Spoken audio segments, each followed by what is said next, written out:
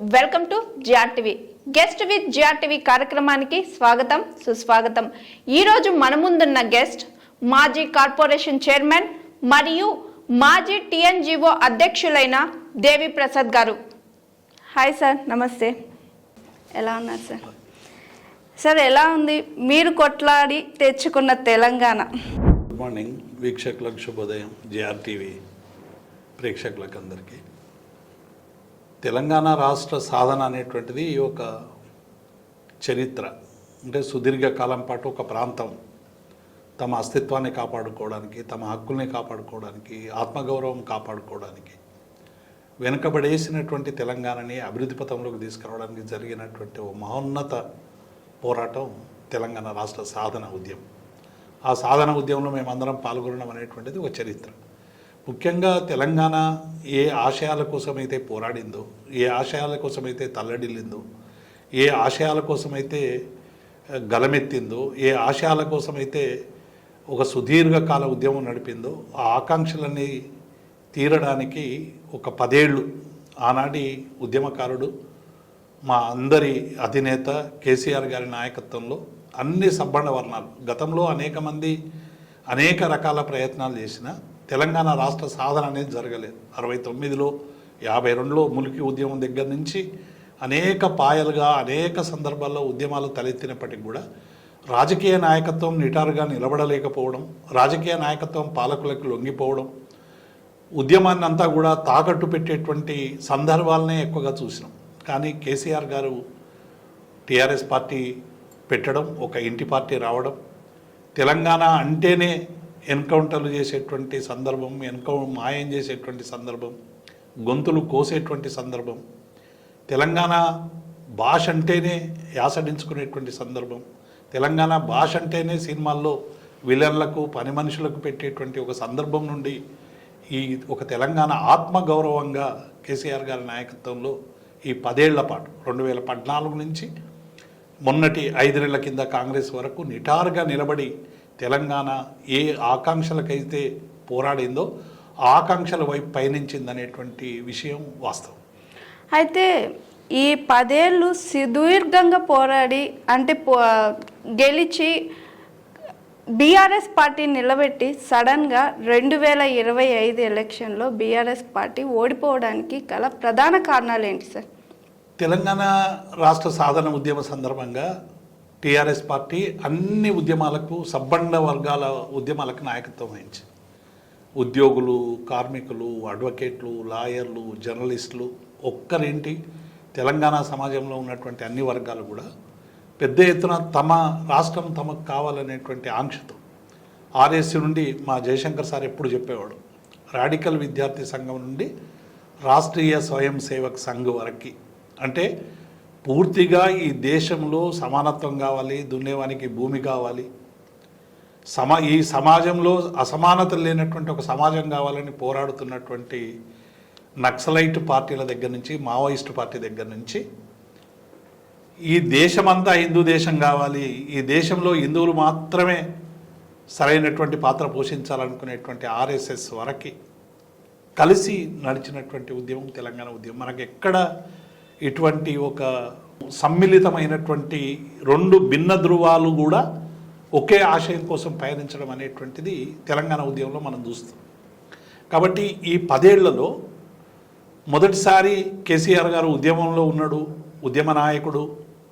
14 ఏళ్ల పాటు గల్లీ గల్లీ తిరిగి, పల్లె పల్లె తిరిగి, ప్రజల్ని పలకరించి, ప్రజల సమస్యలు తెలుసుకొని, ఆ ప్రజల సమస్యలనే ఎజెండాగా మలిచినటువంటి నాయకుడు కేసీఆర్ గారు.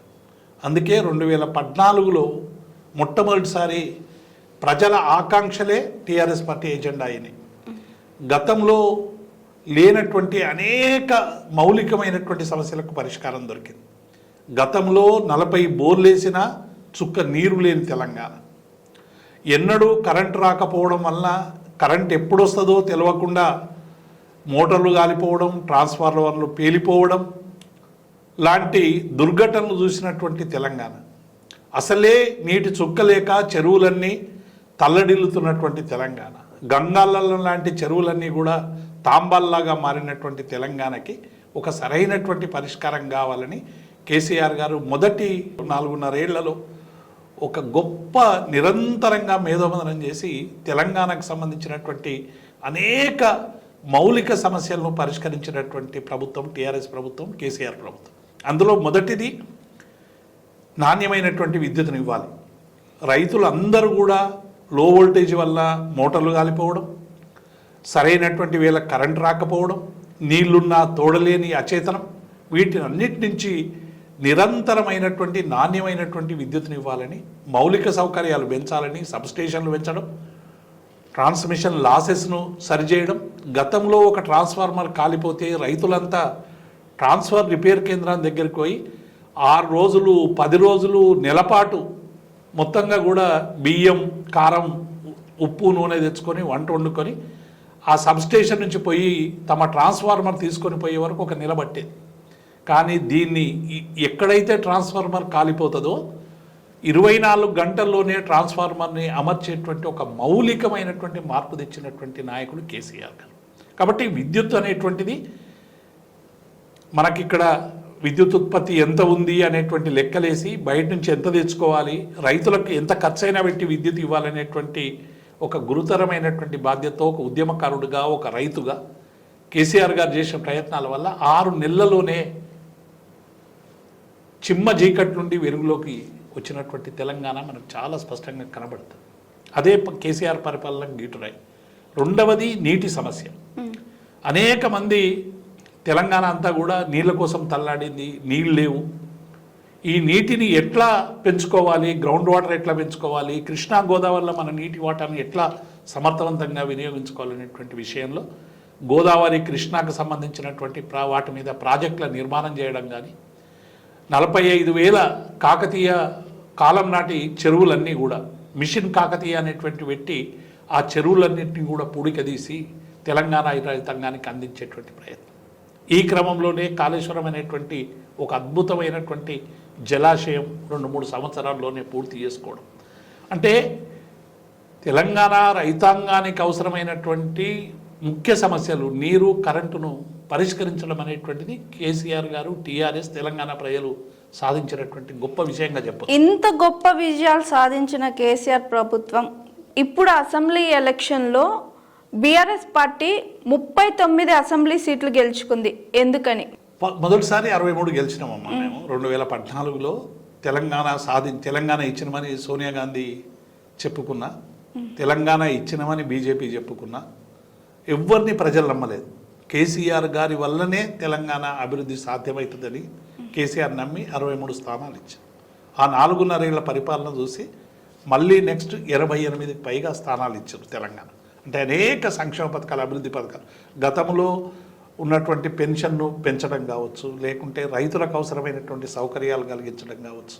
గతంలో పెళ్ళిళ్ళు చేయాలంటే తాండాలల్లో చాలా ఇబ్బందులు పడేటువంటి స్థితి నుంచి కళ్యాణ లక్ష్మి, షాదీ ముబారక్ అనేటువంటి కార్యక్రమాలు తీసుకొచ్చి 1,00,000 రూపాయలు ఇచ్చి వారి పెళ్ళిళ్ళకు ఆదుకోవడం అనేటువంటి అంశం కావచ్చు. ఇట్లా మనం చెప్పుకుంటూ పోతే అనేక సంక్షేమ పథకాలు, అభివృద్ధి పథకాలు ఇవ్వడం వల్ల 83కు పైగా. తర్వాత రైతులకు ప్రభుత్వమే ఆసరగా ఉండాలని రైతు బంధు అనేటువంటి ఒక అద్భుతమైనటువంటి కార్యక్రమాన్ని ఇచ్చి ఎకరాకి 10,000 ఇచ్చి రైతులను ప్రోత్సహించేటువంటి పని. ఇవన్నీ కూడా అంటే మొత్తం ఈ 10 ఏళ్లలో తెలంగాణ ఏం కోల్పోయిందో ఆ కోల్పోయినటువంటి తెలంగాణని సరైనటువంటి రీతిలో పట్టాల మీద నడపడానికి తన శక్తినంతా ధారపోసి 10 ఏళ్లలో కేసీఆర్ గారి నిర్మాణం చేశాడు. అయితే మొన్న జరిగినటువంటి ఎన్నికల్లో మీరు అన్నట్టు మాకు 39 స్థానాలు వచ్చింది. ఈ 39లో మొన్న మా సోదరి మరణించడం వల్ల 38 స్థానాలకు ఇప్పుడు ఉన్నాయి.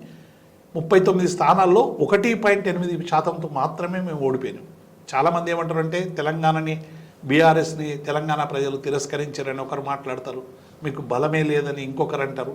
ఎవరన్నా ఈ వాస్తవాలు. ఎన్నికల్లో మేము ఓడిపోయింది కేవలం 1.8% మాత్రమే.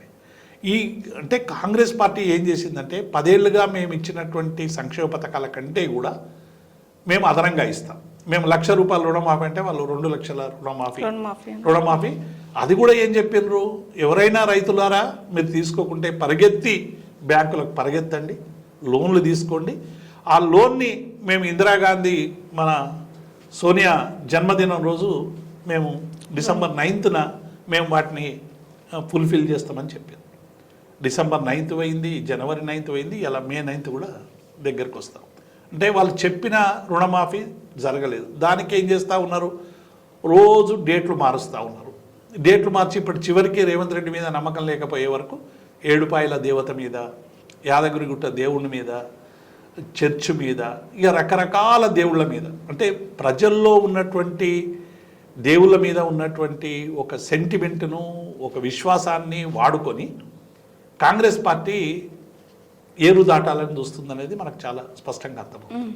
అంటే అలవి కాని హామీలు ఇవ్వడం వల్ల ప్రజలు కూడా ఏమనుకున్నారు, కేసీఆర్ నీళ్ళు ఇచ్చిండు, కరెంట్ ఇచ్చిండు, అన్ని సౌకర్యాలు చేసిండు, ఇక కేసీఆర్ చేసేది ఏం లేదు కదా, వీలైనంత మేర కాంగ్రెస్ పార్టీతో చేపిద్దామని ప్రజలు అనుకొని కొంత ఎమోషనల్గా కాంగ్రెస్ కనెక్ట్ కావడం వల్ల మేము ఓడిపోయిన మాట వాస్తవం.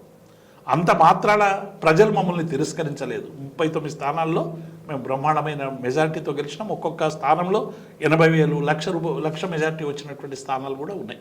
కాబట్టి ఈ హామీల వల్ల ప్రజలు కాంగ్రెస్ వైపు కొంత మొగ్గిన మాట వాస్తవం. కానీ ఈ 5 నెలల్లోనే, గడిచిన 5 నెలల్లోనూ వాళ్ళు దాదాపుగా 420 హామీలు ఇచ్చిండ్రు. 100 రోజుల్లో మేము చేస్తామని ఒక 6 ప్రకటించుకున్నారు, 6 గ్యారంటీలు. అందులో 13 అంశాలు ఉన్నాయి. మొదటి వ్యవసాయానికి సంబంధించి చూస్తే రైతు బంధు అనేది కేవలం 10,000 మాత్రమే ఇస్తూ ఉన్నారు. మేము 15,000 రైతు భరోసా పేరు మీద ఇస్తాం. మేము చెట్లకు పుట్టలకు ఇవ్వం, వ్యవసాయం చేసుకునే వాళ్ళకే ఇస్తామని చెప్పి ఒక కొత్త రాగం తీసారు. ఈ కొత్త రాగం ఏమైపోయింది, అధికారంలోకి వచ్చిన తర్వాత కొత్త రాగాన్ని పలికించడానికి అవసరమైనటువంటి నిర్మాణం లేదు. మళ్ళీ ఏం చేసిండ్రు, రైతు బంధు పేరు మీదనే గదే 10,000 ఇవ్వడానికి ప్రయత్నం చేశారు. అది కూడా 7 ఎకరాల వరకే ఇచ్చారు, మిగతా వాళ్ళకి ఇవ్వలేదు. అసలు ఇప్పటి వరకు ఎన్ని ఎకరాలకు ఇస్తామనేటువంటి విషయంలో స్పష్టత లేదు. 5 ఎకరాలకు ఇస్తారా, 7 ఎకరాలకు ఇస్తారా, 10 ఎకరాలకు ఇస్తారా అనేటువంటి స్పష్టత లేదు. రెండో అంశం ఏం పెట్టిందంటే అందులో, ఇది దొరల ప్రభుత్వం, కేసీఆర్ ప్రభుత్వం అనేది దొరల ప్రభుత్వం. మేము రైతు కూలీలకు ఇస్తాం, కౌలుదారులకు కూడా డబ్బులు ఇస్తామని చెప్పి కౌలుదారులకు కూడా 12,500 ఇస్తాం, రైతు కూలీలకు కూడా డబ్బులు ఇస్తామని చెప్పి. రైతు కూలీల గురించి ఎన్యుమరేషన్ లేదు, రైతు కూలీలకు సంబంధించి కౌలుదారులకు సంబంధించి ఒక చట్టబద్ధత ఇప్పటి వరకు లేదు. అంటే మేము ఏం చేసినాం, రైతు బంధు ఇచ్చేమని చెప్తున్నారు, మేము 6 గ్యారెంటీలు అమలు చేసినామని చెప్తాం. వరి పంటకి ఏం చెప్పినారు, మేము 500 బోనస్ ఇస్తామని చెప్పారు వరి పంట. అంటే ఎవరైనా వడ్లు పండిస్తే 500 ఇస్తామని బోనస్ చెప్పారు. ఇప్పుడు చివరికి వాళ్ళు ఏం చేస్తూ ఉన్నారంటే, మేము సన్నవడ్లకు మాత్రమే బోనస్ ఇస్తామని చెప్పి సన్నాయి నొక్కులు నొక్కుతూ ఉన్నారు. సన్నవడ్లు తెలంగాణ ప్రాంతంలో యాసంగి అంటాం మేము, తెలంగాణ ప్రాంతంలో యాసంగి పంట, యాసంగి పంటకు ఉష్ణోగ్రత ఎక్కువ ఉండడం వల్ల 36 డిగ్రీల నుంచి 38, 40, 42 ఉండడం వల్ల తెలంగాణ ప్రాంతాల్లో వడ్లన్నీ కూడా నూకలైతాయమ్మా. అంటే ఏ గింజ పెట్టినా కూడా అది పగులుతుంది, పగిలి నూకలైతాయి. కాబట్టి గతంలో మోదీ ప్రభుత్వం ఏం చేసింది, మేము అసలు యాసంగి బియ్యాన్ని కొనం, దొడ్డు బియ్యం అని చెప్పి చేతులు ఎత్తేస్తే బీఆర్ఎస్ నాయకత్వాన, కేసీఆర్ నాయకత్వాన ఢిల్లీ పోయి మేము పెద్ద ఎత్తున ధర్నా చేసినాక కేంద్రం అనివార్యంగా వడ్లు కొనాల్సిన పరిస్థితికి తీసుకొచ్చినాం. మొత్తం వడ్లను మేము కొన్నాం. ఈసారి ఏం చేస్తూ ఉన్నారు, సన్న బియ్యానికి, సన్న వడ్లకి ఇప్పటికే ఎంఆర్పి కంటే బయట రేట్ ఎక్కువ ఇస్తున్నారు. సన్న బియ్యం అనేటువంటిది ఇలా 3,200 దాకా వలుపుతాము. మేము ఈ ప్రభుత్వాన్ని ఏం చెప్తా ఉన్నాం అంటే, మీరు మార్కెట్లో దొరికే వడ్ల మీద ప్లస్ 500 బోనస్ ఇస్తారా, ఎంఆర్పి మీద 500 బోనస్ ఇస్తారా, ఇది చెప్తలేరు. చెప్పకపోవడం వల్ల ఏమవుతుందంటే, కొంతమందికి మాత్రమే, అసలు 20% కంటే ఎక్కువగా వరి ధాన్యం సన్నవడ్లు లేదు తెలంగాణలో. ఎందుకు, దానికి 2 కారణాలునేమో. ఒకటి, క్రాప్ పీరియడ్ ఎక్కువగా ఉంటుంది, దొడ్డు బియ్యానికి సంబంధించి క్రాప్ పీరియడ్ 1 నెల తక్కువ ఉంటుంది, దానికి ఎక్కువ ఉంటుంది. 2, దిగుమతి తక్కువ, పెట్టుబడి ఎక్కువ. ఈ 3 చేయడం వల్ల రైతులు ఏమనుకుంటారంటే, దానివల్ల మనకు పెద్దగా లాభం లేదని చెప్పి దొడ్డు వడ్లు వేస్తూ ఉన్నారు. అదే నడుస్తూ ఉంది సాంప్రదాయం. కానీ ఇప్పుడు సన్నవడ్లకు ఇస్తామంటే వీళ్ళ పరిస్థితి ఏమైందంటే, మనం పెద్ద పెద్ద షాపులు చూస్తాం, జనరల్ షాపులు కావచ్చు, లేకుంటే కార్పొరేట్ కంపెనీల షాపులు కావచ్చు. వాళ్ళు ఏం చేస్తారంటే 50% ఆఫ్, 1+1 ఆఫర్, లేకుంటే 99% అని చెప్పి కింద ఒక చిన్న చుక్క పెడతారు, కండిషన్ సప్లయర్. కొన్నిటికి మాత్రమే ఉంటుంది, అది మనకు పెద్ద కనబడదు. మనకు కనబడేది ఏముంది, బ్లో ఇచ్చేది ఏంది, 99%. ఈ కాంగ్రెస్ ప్రభుత్వం కూడా ఏం చేస్తుందంటే, వడ్లకు 500 బోనస్ అని బ్లో చేస్తాం, చిన్న కింద చుక్క పెట్టి సన్నాలకు మాత్రమే అని సన్నాయి నొక్కులు నొక్కుతా ఉంది. అంటే ఇది కండిషన్ అప్లై కాంగ్రెస్ ప్రభుత్వం అని ఇలా తెలంగాణ ప్రజలు అర్థం చేసుకుంటారు. కానీ అకాల వర్షాలు వచ్చాయి, పంట చేతికి వచ్చి ఒడ్లు కొనని పరిస్థితి ఇప్పుడు. నిన్న కూడా ధర్నాలు జరిగిన పరిస్థితి. హరీష్ రావు గారు కూడా పోయి అక్కడ ఓదార్చారు. అసలు ఈ ప్రభుత్వం ఇంతవరకు ప్రభుత్వం రూలింగ్ అయినప్పటి నుంచి ఒక్క ఒడ్డు గింజ కూడా కొనింది లేదు. ఏంటి సార్ పరిస్థితి? ఇప్పుడు ఒకటేమో అందరూ బోనస్ ఇస్తామనుకున్నారు, బోనస్ ఎగ్గొట్టారు. కనీసం రైతులు ఏదో కష్టపడి పండించి కరెంట్ లేకున్నా నీళ్ళు ఇవ్వకున్నా అసలు ప్రభుత్వం మొత్తం చేతులెత్తేసిన రైతులు 6 నెలలు కష్టపడి శ్రమ ఓడ్చి ఏదో పంట పండించి మార్కెట్కు తీసుకపోతే వడ్లు కొనే నాతులు లేవు. మొన్న సంగారెడ్డిలో మీరు లైన్ చూసారు, పాస్బుక్లు పెట్టి ఆ జనుము జిలుగు వాటికి తీసుకోవడానికి కూడా లైన్లు కట్టేటువంటి వ్యవస్థ మళ్ళీ మొదలైంది. రెండవది వర్షం పడి వడ్లన్నీ కూడా నీళ్ళలో తేలి ఆడుతూ ఉన్నాయి. అంటే సరైనటువంటి సౌకర్యాలు లేకపోవడం వల్ల ప్రభుత్వం ఏం చెప్తా ఉంది, మేము తడిసిన ధాన్యం కొంటామని చెప్తా ఉంది, కానీ ఎక్కడ కూడా కొంటలేదు. ప్రతి బస్తాకు 4-5 కిలోల తరుగు తీసేసి పెద్ద ఎత్తున రైతాంగాన్ని ఇబ్బంది పెడుతున్నటువంటి స్థితిని చూస్తూ ఉన్నాం. ఇప్పటి వరకు వాళ్ళు మొన్న నేనేదో వ్యవసాయ శాఖ మంత్రి ఇచ్చినటువంటి నోటు చూస్తే 36 లక్షల మెట్రిక్ టన్నుల వడ్లు కొన్నామని చెప్తా ఉన్నారు. మేము ఈ టైంకు అంటే అసలు తెలంగాణలో రైతాంగం ఎంత పండించింది? ఇప్పుడు మేము గతంలో ఈ సీజన్లో మేము 1,60,60,00,000 మెట్రిక్ టన్నుల ధాన్యం కొన్నాం గతంలో. వీళ్ళు కొన్నది కేవలం 36 లక్షల టన్నులు మాత్రం. అసలు తెలంగాణలో పండుతున్నది ఏమైనా ఎస్టిమేషన్ ఉందా ఈ ప్రభుత్వానికి? అసలు ఎంత కొన్నారు, ఎంత కొంటారు, ఎప్పటి వరకు కొంటారు అనేటువంటి విషయం మీద స్పష్టత లేదు. కాబట్టి ఇప్పటి వరకు వాళ్ళు 36 లక్షల టన్నులని పేపర్లో ప్రకటించారు, కానీ నాకు తెలిసి 10-15 లక్షల టన్నుల కంటే కూడా ఎక్కువ కొన్నటువంటి పరిస్థితి కనబడుతుంది. డబ్బులు కూడా సరైనటువంటి రీతిలో వస్తలేదు. కాబట్టి రైతాంగం ఇవాళ చాలా ఆగ్రహంతో ఉన్నారు, ఇబ్బందులతో ఉన్నారు. పైగా వడగళ్ళ వాన, రకరకాల వాన పడడం వల్ల పంట అంతా ఎండిపోయింది. అట్లాగే నీళ్లు ఉన్నప్పటికీ కూడా నాగార్జున సాగర్ ఎడమ కాలువ నుండి నీళ్లు ఇవ్వకపోవడం వల్ల, అనేక ప్రాజెక్టులో నీళ్లు ఉన్నప్పటికీ కూడా నీళ్లు వదలకపోవడం వల్ల చాలా పంటలు ఎండిపోయినాయి. కేసీఆర్ గారు చలో నాగార్జున సాగర్ నల్గొండ పర్యటన చేస్తే కేసీఆర్ గారి ప్రయాణం చేసినాక కేసీఆర్ గారు ప్రభుత్వం మీద మొట్టికాయలు వేసిన తర్వాత నీళ్లు ఇచ్చేటువంటి పని చేశారు. ఒకవైపు రంగనాయక సాగర్లో మల్లన సాగర్లో నీళ్లు ఉన్నప్పటికీ కూడా నీటి విడుదలకు ఆలస్యం చేస్తే మా నాయకుడు హరీష్ రావు గారు 1,00,000 మందితో నేను ప్రాజెక్టును ముట్టడిస్తా అంటే వెంటనే నీళ్లు విడుదల చేశారు.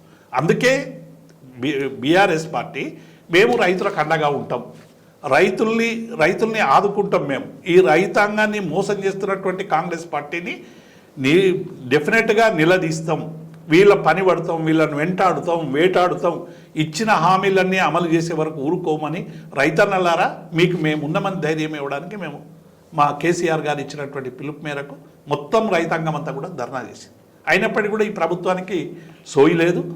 నిన్నేదో రివ్యూలు పెట్టుకున్నారు, మొన్నేదో రివ్యూలు పెట్టుకున్నారు. ఆ రివ్యూలల్లో నేను చెప్పినట్టు దొడ్డు బియ్యం పోయి సన్న బియ్యం వచ్చింది తప్ప అసలు మొత్తం మీరు సన్న బియ్యం పండించాలి, రైతుకు ఏమన్నా చెప్పాలంటే ఇన్సెంటివ్ ఇవ్వండి, ఇంకొక 1000 రూపాయలు ఎక్కువ ఇవ్వండి. దొడ్డు బియ్యం వాళ్ళకి 500 ఇవ్వండి, దానికి 1000 ఇవ్వండి. కానీ ఇప్పుడు ఏం జరుగుతూ ఉందంటే ఎట్లా కట్ చేయాలి? ఇప్పుడు 90 లక్షల మందికి రేషన్ కార్డులు ఉన్న వాళ్ళందరికీ కూడా 200 యూనిట్ల వరకు విద్యుత్ ఫ్రీ అన్నారు. ఈ రాష్ట్రంలో ఎంత మందికి ఫ్రీ ఇచ్చారు ఒకసారి శ్వేతపత్రం మళ్ళీ దాని కింద కండిషన్ అప్లై. చెప్తున్నా, కాంగ్రెస్ ప్రభుత్వం అనేది ఈ రాష్ట్రంలో కండిషన్ అప్లై ప్రభుత్వం అయింది. బహుళజాతి కంపెనీల మాయాజాలంలో ఇలా ప్రజల్ని మోసం చేస్తూ ఉంది. తర్వాత గ్యాస్ సిలిండర్ అన్నారు 500 రూపాయలకు అమ్మలక్కలు 700 గ్యాస్ సిలిండర్ ఇస్తాం. మరి గ్యాస్ సిలిండర్ ఇస్తే మొదలు డబ్బులు కట్టాలంటే 1100 రూపాయలు కట్టినాక నీ బ్యాంక్ వస్తుంది అన్నారు. ఎంతమందికి ఇచ్చినావు సబ్సిడీ? అది ఫస్ట్ నుంచి ఉంది కదా సార్, ఆ రూల్ కొత్తగా ఏం లేదు. ఇప్పుడు కేంద్రం ఏమో ఎత్తేసింది, 40 రూపాయల 71 పైసలు వస్తాయేమో. ఎవరైనా మనం సిలిండర్ తీసుకుంటే సబ్సిడీ అని పడేస్తారు. అసలు కేంద్రమే సబ్సిడీ ఎత్తేసింది. వీళ్ళు ఏమి చేశారు, మేము 500కే గ్యాస్ సిలిండర్ అని వీళ్ళు చెప్తే పాపం గ్యాస్ సిలిండర్ తీసుకున్న వాళ్ళంతా రోజు బ్యాంకులకు పోయి పాస్బుక్లో మాకు బ్యాలెన్స్ వస్తుందా అని ఎదురు చూసేటువంటి సందర్భం వచ్చింది. అంటే ఏ ఒక్కటి కేవలం ఒక ఫ్రీ బస్, మహిళలకు ఫ్రీ బస్ తప్ప ఇంకేది అమలు చేయాలి. ఆ ఫ్రీ బస్సు కూడా అవసరమైన బస్సులు వేస్తలేరు. మహిళలందరూ కూడా పెద్ద ఎత్తున ఇరుకిరుకుగా పోయేటువంటి ప్రయత్నం చేస్తూ ఉన్నారు. అదనపు బస్సులు లేవు. నేను మొన్న జైరాబాద్ నియోజకవర్గంలో ఇన్ఛార్జిగా ఉన్నప్పుడు అనేక గ్రామాలు తిరిగినప్పుడు లంబాడి తాండాల నుంచి వాళ్ళందరూ ఏం చెప్తా ఉన్నారంటే మా ఊరికి బస్సే రా సార్, బస్సు ఫ్రీ మేమేం ఉపయోగించుకోవాలి, ఇంకా మేము ఆటోలనే తిరుగుతున్నామని కింది స్థాయి వాళ్ళంటూ. నిజంగా ఇలా బస్సు ఫ్రీ ఎవరికి కావాలమ్మా? నిజానికి బీపీఎల్ ఉన్నటువంటి వాళ్ళకు, తాండాల్లో ఉన్నటువంటి వాళ్ళకు, హరిజనులకు, గిరిజనులకు, ఇళ్లల్లో పని చేసుకునేటువంటి వాళ్ళకు, మామూలు పని చేసుకునేటువంటి వాళ్ళకు బస్సు ఫ్రీ కావాలి. ఏం జరుగుతూ ఉంది? అవసరం ఉన్నటువంటి వాళ్ళకి బస్సు లేదు. అర్బన్ ఏరియాలలో ఉండేటువంటి వాళ్ళకి మంచిదే, అది చేయాలి, అవసరము, మహిళలకు అవసరం, కానీ ఎక్కువ బస్సులు వేయండి. అదే మహిళలు ఈ ఫ్రీ బస్ ని కొంచెం మిస్యూజ్ కూడా చేసుకున్న వాళ్ళు. ఇప్పుడు మీరు ఒక్కసారి చూస్తే అమ్మా, వనస్థలీపురం నుండి ఫిలిం నగర్ రావాలనుకోండి, 32 ట్రాఫిక్ సిగ్నల్స్ ఉంటాయి. మహిళలు నిలబడి వస్తే ఆరోగ్యం ఎంత ఖరాబ్ అవుతుందో ఒకసారి ఆలోచించమనండి ఈ ప్రభుత్వాన్ని. ఫ్రీ బస్సు ఇచ్చుడు కాదు, ఫ్రీ బస్సు ఇవ్వడానికి అవసరమైనటువంటి ఏ సౌకర్యాలు చేస్తూ ఉన్నారు మీరు? ఇది సరే, అదొక్కటి తప్ప అసలు ఇంకేది చేసారు? 5 లక్షలు ఇళ్ళకి ఇంటికి ఇస్తామన్నారు, ఇప్పటివరకు గతి లేదు. ఉద్యమకారులకు 250 గజాలన్నారు, అది దిక్కు లేదు. ఇంటర్నేషనల్ స్కూల్స్ కడతామన్నారు, అది దిక్కు లేదు. రుణమాఫీ మొత్తానికి చేసే ప్రయత్నం చేస్తాం. అంటే మొత్తంగా కూడా వచ్చిన 5 ఏళ్ళు, మళ్ళీ పైగా జూన్ 2 నాడు 10 సంవత్సరాలు పూర్తి అవుతుంది, మేము దశాబ్ది ఉత్సవాలు జరుపుతాం, సోనియా గాంధీని ఇన్వైట్ చేస్తాం ఈ రాష్ట్రానికి అని నిన్నేదో క్యాబినెట్లో నిర్ణయం తీసుకున్నాం.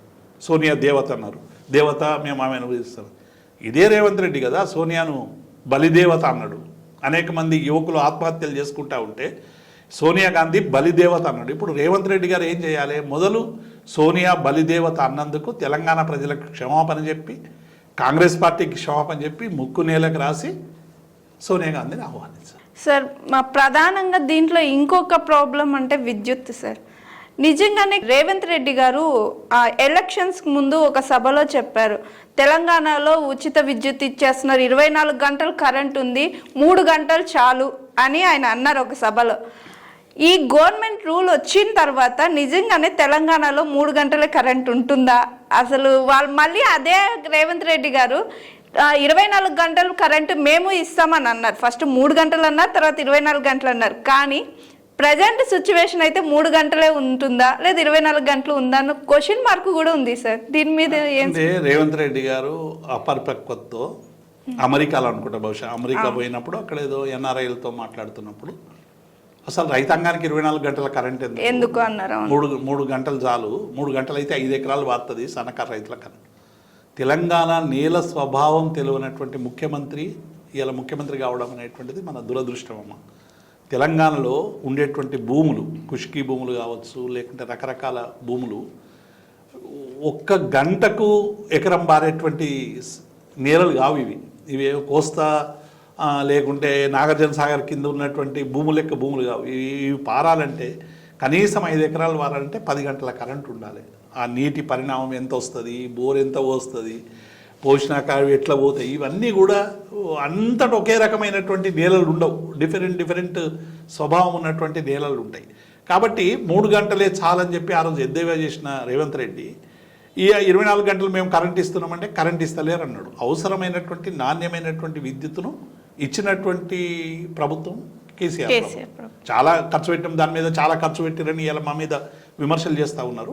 డెఫినెట్గా మేము రైతులకు ఎంత కష్టమైనా రైతులకు నీళ్ళు ఇవ్వాలి, రైతులు బతుకులు బాగాలి, రైతు రాజు కావాలి. ఎందుకంటే ఒక రైతుగా కష్టపడిన ముఖ్యమంత్రి కేసీఆర్ కాబట్టి ఈ రైతుల సమస్యలు పరిష్కరించాలని ఆయన అనేక ప్రయత్నాలు చేసిండు. ఇవాళ పరిస్థితి ఏమైంది? వచ్చినాక విద్యుత్తును పట్టించుకునేటువంటి నాతుడు లేడు. ఇవాళ విద్యుత్ మీరు అన్నట్టు 3 గంటలే చాలన్నటువంటి రేవంత్ రెడ్డి ఇవాళ రాష్ట్రంలో రోజు 20 సార్లు పోతుంది కరెంట్. ఇప్పుడు హైదరాబాద్ నగరంలో గతంలో మా పర్సనల్గా చూస్తే మాకు ఇన్వర్టర్లు అవసరం లేకుండే మా అపార్ట్మెంట్లల్లో, ఇవాళ మళ్ళీ ఇన్వర్టర్లు వచ్చినాయి. ఊళ్ళల్లో మోటార్లు ఎప్పుడు గాలిపోకపోతుండే, మళ్ళీ వైండింగ్ షాపులు తెరిచింది. ఇవాళ వైండింగ్ షాపులన్నీ కూడా ఊళ్ళల్లో మళ్ళీ కలకలలాడుతూ ఉన్నాయి. అంటే నాణ్యమైనటువంటి విద్యుత్ లేదు, నిరంతర సరఫరా లేదు. ఈ రెండింటినీ కూడా తెలంగాణ ఇంత కష్టపడి కేసీఆర్ చేసిండు, 24 గంటలు కరెంటు తెచ్చిండు. దాన్ని నిలుపుకోవాలి. ఏ ప్రభుత్వమైనా ఇంతకంటే మెరుగైనటువంటి పని చేసి శభాష్ అనిపించుకునేటువంటి ప్రభుత్వంగా కాంగ్రెస్ మారాలని ప్రజలు అనుకుంటారు. కానీ మళ్ళీ ఏమైపోయింది? అయ్యో కేసీఆర్ ఉన్నప్పుడే నయం, ఈ కాంగ్రెస్ వచ్చింది కరెంటు పోయిందనే ఒక భావన క్రియేట్ చేసే విధంగా ఈ 5 నెలల పరిపాలన కొనసాగింది అనేటువంటి మాట వాస్తవం. కరెంటు ఇవాళ వ్యవసాయానికి లేదు, ఇంటికి కరెంట్ లేదు, చాలా కోతలు పెడతా ఉన్నారు. ఇంకా ఇప్పుడు భవిష్యత్తు ఎట్లుంటుందో మనం చూడాలి. ఈ 4-5 నెలలు తర్వాత ఎట్లుంటుందో చూడాలి. రెండవది నీటికి హైదరాబాద్లో అసలు గత 10 ఏళ్ళుగా ఎన్నడూ మంచినీటికి ఇబ్బంది లేదమ్మా. 2 లక్షల వాటర్ ట్యాంకర్స్ మొన్న పోయిన నెలలో యూటిలైజ్ అయినట్టు మనకు మున్సిపల్కు సంబంధించిన లెక్కలు చెప్తా ఉన్నాయి. అంటే హైదరాబాద్ నగరంలో ట్యాంకర్లతో సరఫరా చేసే పరిస్థితి ఇలా తీసుకొచ్చింది. అంటే అవి అందరు కొంటున్నారు ప్రజలు నీళ్లు లేక చాలా ప్రాంతాలలో.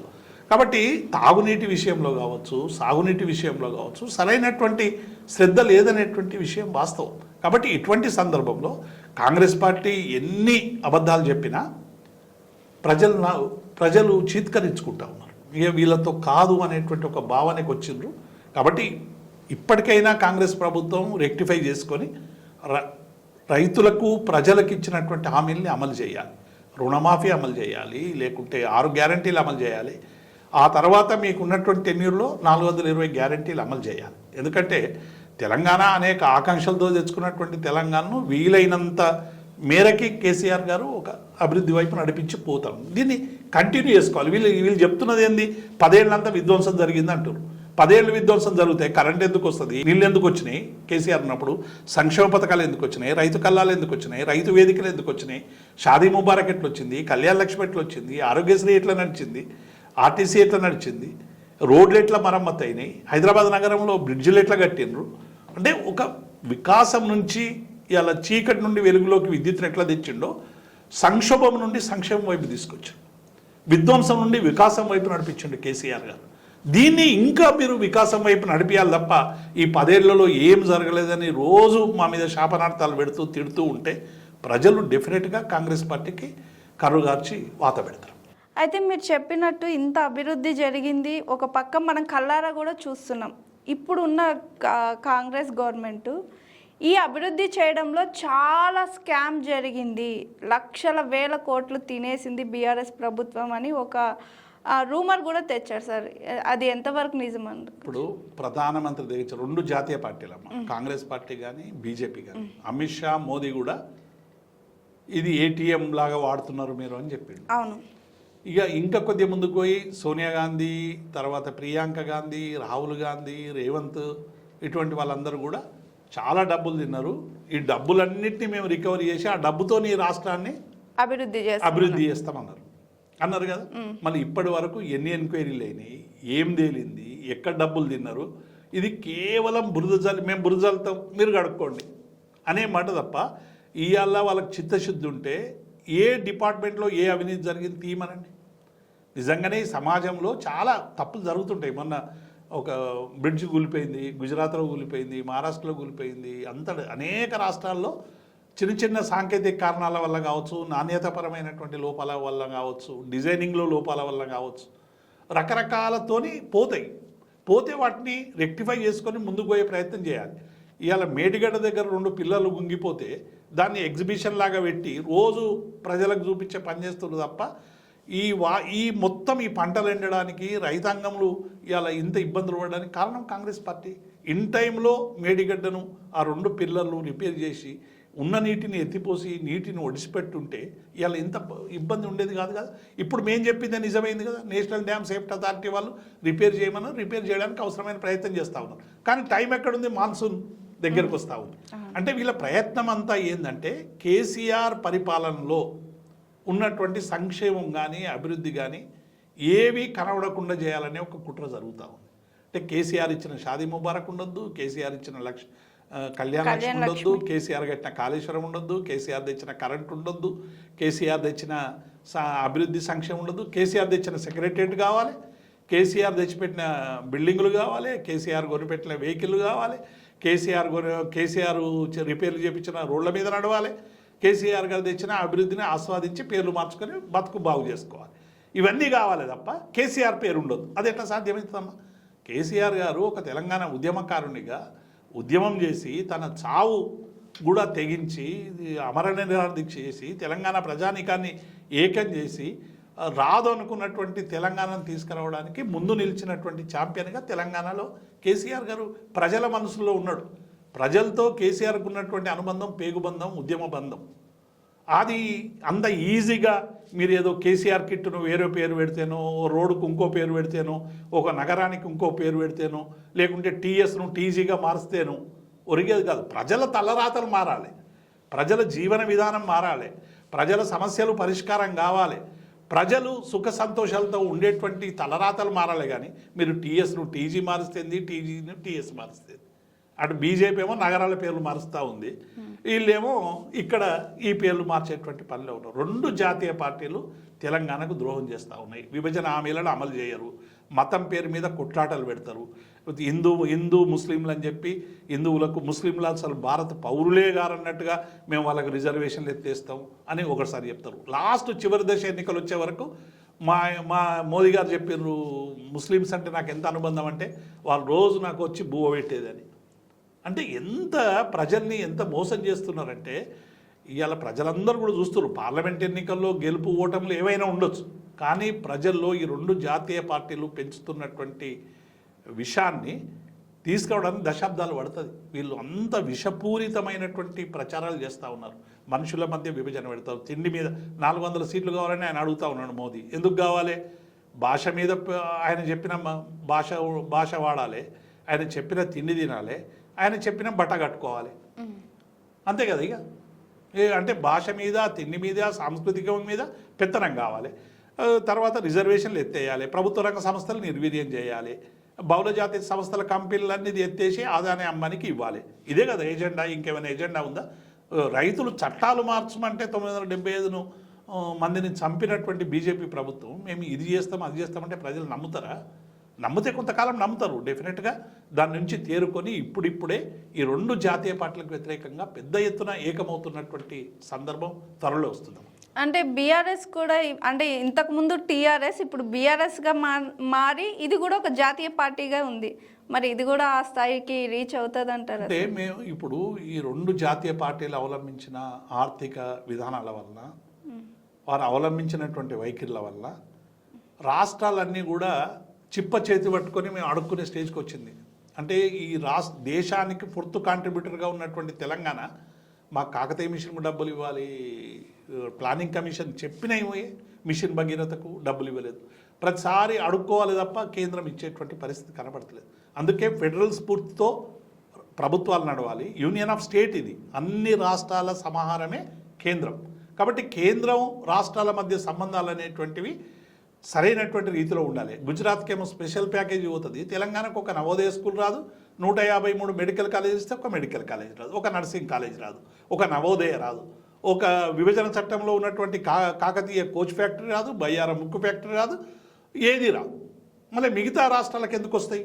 ఇటువంటి విధానం మారాలని కేసీఆర్ గారు దేశవ్యాప్తంగా ఒక తృతీయ ప్రత్యామ్నాయం ఉండాలనేటువంటి ఒక ప్రయత్నంతో టీఆర్ఎస్ పార్టీని బీఆర్ఎస్గా మార్చే ప్రయత్నం చేశాడు. మొత్తము సముద్రంలో నీళ్లు పోతున్నాయి కానీ రైతాంగానికి నీళ్ళు లేనటువంటి స్థితి ఏంది? విద్యుత్ ఇంత ఉన్నప్పటికీ కూడా ఇంకా గోండు గూడాల్లో, ఆదివాసీ గూడాల్లో, ఎస్సీ ఎస్టీ గూడాల్లో ఎందుకు కటిక చీకటి ఉండాలని ఆలోచించి ఒక ప్రత్యామ్నాయ రాజకీయాలు తీసుకొచ్చి ఈ దేశంలో ప్రత్యామ్నాయ రాజకీయాలు రావాలి, తద్వారా ప్రజల జీవన విధానం మారాలని ఒక తృతీయ ప్రత్యామ్నాయం వైపు ఒక జాతీయ పార్టీగా మార్చే క్రమం చేసిండు. కానీ జరిగినటువంటి మొన్న అసెంబ్లీ ఎన్నికల్లో మాకు కలిగినటువంటి డ్యామేజ్ కావచ్చు, కొంత దెబ్బ కావచ్చు, ఇప్పుడే మేము ఇతర రాష్ట్రాలకి విస్తరించేటువంటి ప్రయత్నం కొంత వెనుకబడవచ్చు.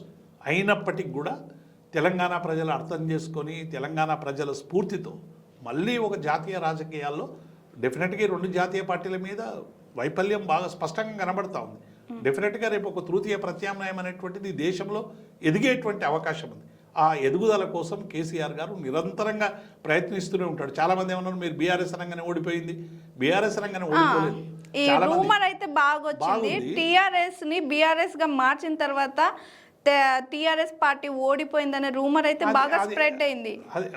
కొంత పార్టీ నాయకుల్లో కొంతమంది మన తెలంగాణ పార్టీ కదా, ఒక ఊరు నుంచి ఒక ఊరికి మారితేనే మనకి ఇబ్బంది ఉంటుంది అమ్మా. ఇల్లు కిరాయికుంటేనే పక్కింటికి పోతేనే మనకు కొంత ఇబ్బంది ఉంటుంది. టీఆర్ఎస్ను బీఆర్ఎస్గా మార్చినా కొంత పార్టీ కేడలో అయ్యో తెలంగాణ పేరు ఉంటే బాగుండే అనేటువంటి భావన ఉంటే ఉండొచ్చు.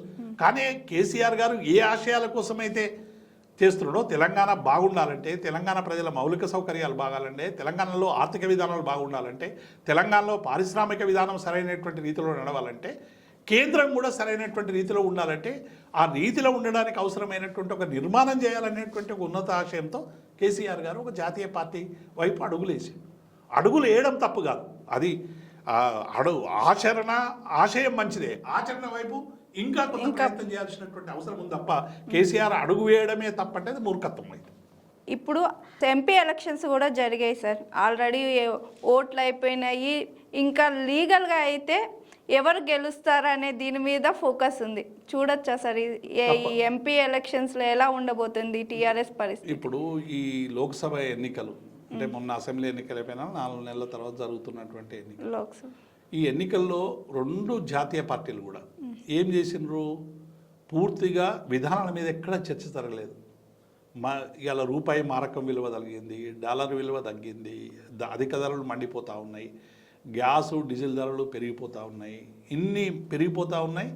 పేద ప్రజలు ఇంకా పేద ప్రజలుగానే ఉండేటువంటి 78 కోట్ల మంది ప్రజల ఆస్తి కేవలం 22 మంది చేతుల్లో ఉందనేటువంటి లెక్కలు చెప్తా ఉన్నాయి.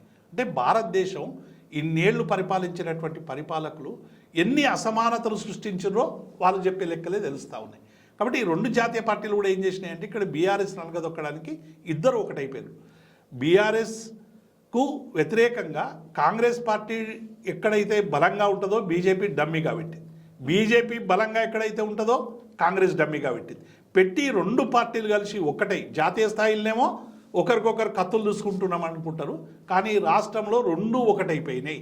ఉదాహరణ కరీంనగర్ సీటే బండి సంజయ్ను గెలిపించడానికి రేవంత్ రెడ్డి గారికి ఉన్నటువంటి శ్రమ, రోజు శ్రమ పడ్డాడు, చివరికి టికెట్ ఎవరికో ఇచ్చి ఇవాళ 3వ స్థానంలోకి దిగజారినటువంటి పరిస్థితి కనబడతా ఉంది.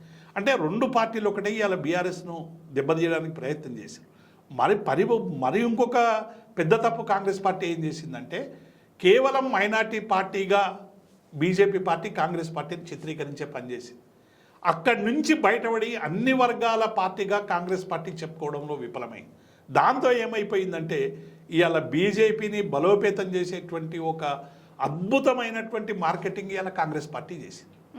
కాబట్టి ఈ 2 పార్టీలు ఒకటికొకటే ఉండాలి, ఈ రాష్ట్రం మీద దాదాగిరి మాదే ఉండాలి తప్ప బీఆర్ఎస్ అనేటువంటిది ఈ రాష్ట్రంలో ఉండకుండా చేయాలని ప్రయత్నం చేశారు. అయినా ప్రజలు ఆలోచించి డెఫినెట్గా మాకు మంచి ఫలితాలు. కేసీఆర్ గారి బస్సు యాత్ర చూశారు, చాలా అపూర్వ స్పందన వచ్చింది. కేసీఆర్ గారు చెప్తున్నటువంటి మాటను వినడానికి లక్షలాది మంది ప్రజలు తరలి వచ్చినటువంటి సందర్భాన్ని చూస్తాము. ఈ 5 నెలల్లోనే కాంగ్రెస్ పరిపాలన అయ్యో ఇంత మోసపోయినామని చెప్పేటువంటి భావన ప్రజల్లో మొదలైంది. బీజేపీ వల్ల ఈ మతాల వల్ల మత చిచ్చుల వల్ల రిజర్వేషన్లు ఎత్తేస్తుందనేటువంటి పేరు కావచ్చు, లేకుంటే మొత్తం ఒక మతానిదే ఈ దేశం అని చెప్పేటువంటి ప్రయత్నం కావచ్చు, అందరినీ ఉద్యోగాలకు సంబంధించి ఇవాళ ప్రభుత్వ రంగ సంస్థల్లో రిజర్వేషన్లు ఎత్తివేసేటువంటి ప్రక్రియ కావచ్చు, ఇవన్నీ కూడా చూస్తే బీజేపీ పట్ల కూడా విముఖత కలుగుతూ ఉన్నది. ఇవన్నీ ఆలోచించి ప్రజలు మరి తప్పకుండా బీఆర్ఎస్ వైపు ఈ రాష్ట్రంలో ఓటేస్తారని మేము అనుకుంటా ఉన్నాం. మంచి ఫలితాలు వస్తాయనేటువంటి ఎక్స్పెక్టేషన్ మనకుంది. వచ్చినా రాకున్నా ఒక అపోజిషన్ పార్టీగా ఇది కేసీఆర్ ఎన్నిక కాదని కూడా ప్రజలు కొంత ఇది కేసీఆర్ని ముఖ్యమంత్రి చేయడానికి జరిగిన ఎన్నిక కాదు అని ఒక ప్రచారం కూడా జరిగింది. అట్లాగే ఈ 2 జాతీయ పార్టీలు కూడా ఏం చేసినాయి, ఇది రాహుల్ గాంధీ ప్రధానమంత్రి, మోదీ ప్రధానమంత్రి, ఈ రెండింటికి జరిగే ఎన్నిక తప్ప ఇది బీఆర్ఎస్కేం సంబంధం అనేటువంటి ప్రజల్ని ఒక భ్రమంలోకి దించేటువంటి పనిచేసింది. ఇవన్నీ కారణాల వలన రకరకాలుగా ఈక్వేషన్స్ అయినప్పటికీ కూడా ప్రజలు ఆలోచించి కేసీఆర్ గారి పరిపాలన పట్ల కేసీఆర్ గారి పోవడం వలన జరిగినటువంటి నష్టాన్ని గుర్తించుకొని మరి ప్రజలు ఆలోచించారని మేము అనుకుంటా ఉన్నాం. ఒకవేళ ఫలితాలు ఎట్లున్నప్పటికీ కూడా తెలంగాణ రాష్ట్రానికో తెలంగాణ ప్రజలకు కాంగ్రెస్ పార్టీ ఇచ్చిన హామీలు కావచ్చు, బీజేపీ ఇచ్చినటువంటి హామీలు కావచ్చు, కేంద్ర రాష్ట్ర ప్రభుత్వాలు ప్రజలకు ఇచ్చినటువంటి హామీలు అమలు చేయడానికి అవసరమైనటువంటి రాజకీయ క్షేత్రంలో మేము ప్రజల పక్షం ఉంటాం. మేము ఏ పక్షం ఉన్నా మేము ప్రజల పక్షం. 39 స్థానాలతో గౌరవమైనటువంటి ప్రతిపక్షం మాకు ఇచ్చారు.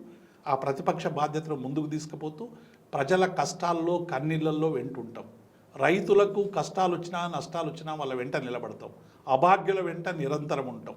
ఈ మొత్తంగా కూడా శ్రమజీవుల పక్షాన ఉండి డెఫినెట్గా మళ్ళీ బీఆర్ఎస్ పార్టీ అధికారంలోకి రావడానికి అధికారంలోకి తీసుకురావడానికి అవసరమైనటువంటి ఒక విశాల ప్రజావేదికలు నిర్మించి డెఫినెట్గా ముందుకు పోతాం, కార్యక్షేత్రంలో ఉంటాం.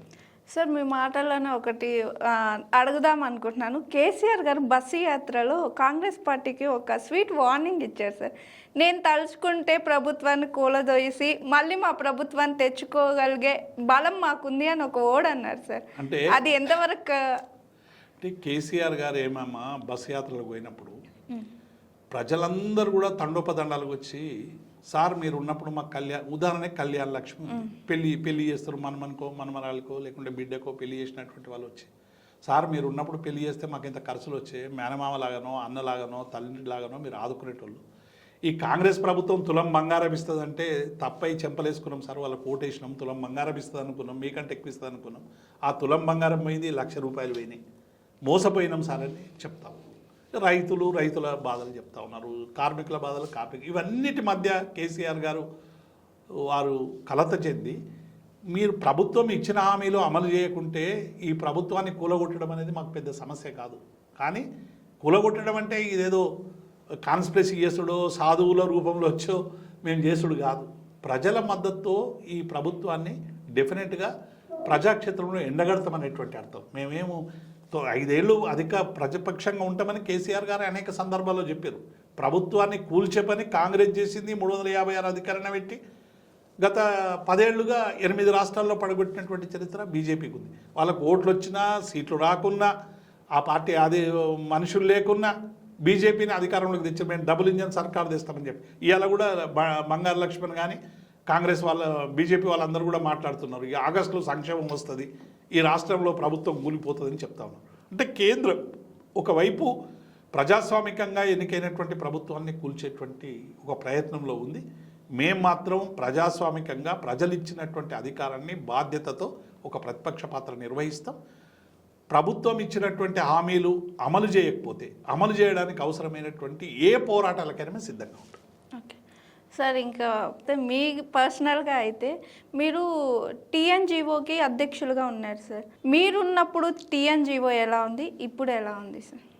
అంటే తెలంగాణ ఎన్జిఓ సంఘం అనేటువంటిది ఒక గొప్ప సంస్థ అమ్మా. ఇది 1953లో నైజాం ఫర్మానాతో ఏర్పడ్డది. ఫర్మానా అంటే జియో, ఇప్పుడేమో మనం గవర్నమెంట్ ఆర్డర్ అంటున్నాము, అప్పుడు ఫర్మానాతో ఏర్పడ్డది. అప్పుడు ఏర్పడడానికి కారణం ఏంటంటే ఈ ప్రాంత బిడ్డలు ఎవరైతే ఇక్కడ ఉన్నారో వీరికి సరైనటువంటి ఉద్యోగాలు దొరుకుతలేవని చెప్పి పెద్ద ఎత్తున ఉద్యమాలు నిర్వహించేటువంటి క్రమంలో టీఎన్జిఓ ఏర్పడ్డది.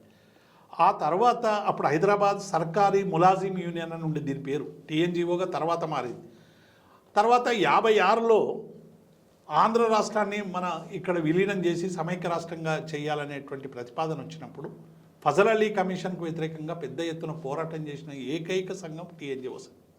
ఈ రాష్ట్రంలో ఉమ్మడి ఆంధ్రప్రదేశ్ అయినాక కూడా అందరూ పేరు మార్చుకున్నారు ఏపీ అని చెప్పి, కానీ పేరు మార్చుకోకుండా తెలంగాణ అస్తిత్వాన్ని, తెలంగాణ వాదాన్ని, తెలంగాణ ప్రజల ఆకాంక్షల్ని నిత్యం జ్ఞాపకం వచ్చేలా పేరు మార్చుకోనటువంటి సంఘం తెలంగాణ ఎన్జిఓ సంఘం.